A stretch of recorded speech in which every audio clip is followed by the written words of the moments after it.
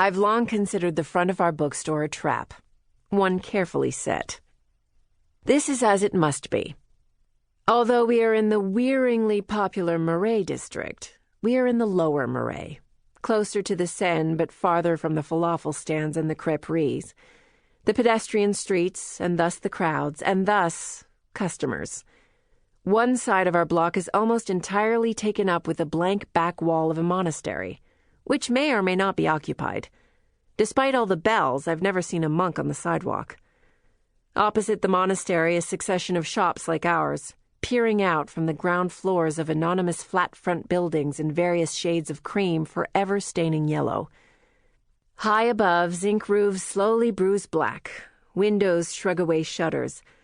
Here and there appear flowers, or their remains. So too wrought iron railings, or their remains. And our store, bright red, like an apple, a wound.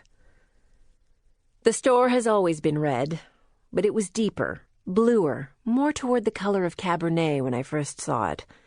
It was my choice to update it to cherry, almost fire truck red. This caused a mild scandal, even though I'd cleared it with our landlord, the store's original proprietor, Madame Brouillard. One painter quit on me before he got started, and another quit after scraping and priming. Upon the recommendation of my UPS driver and unofficial street concierge, Laurent, I finally hired a Polish man who spoke almost as little French as I did, and thus didn't care what anyone thought. I asked Laurent what he thought when the job was done. Laurent looked up and down the street. The painter had not only gotten exactly right the clarion red I wanted, he'd layered what looked to be 36 coats of clear lacquer on top. The place shone as if it had been enameled in molten lollipop. Laurent said I should sell them. Lollipops. I shook my head. He shook his. We sell books. Gold letters say this on the window. Bookshop to one side, Librairie Anglophone to the other.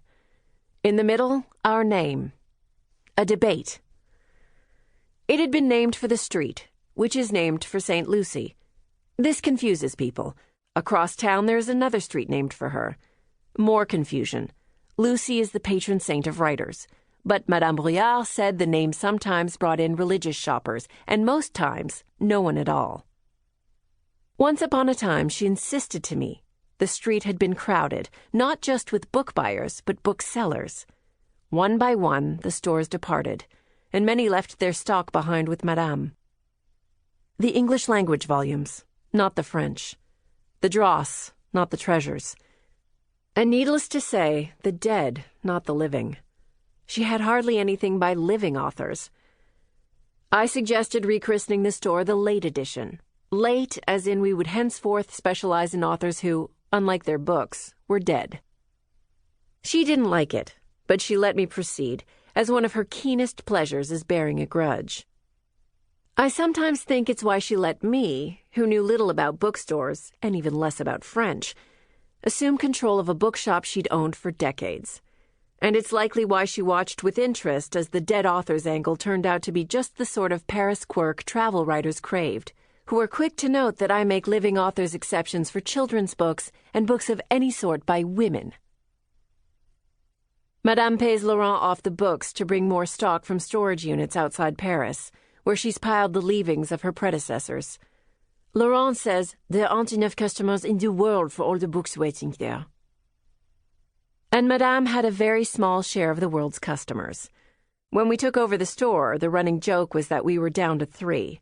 2 Americans and 1 New Zealander, who also formed the sum total of my friends in Paris. Another joke.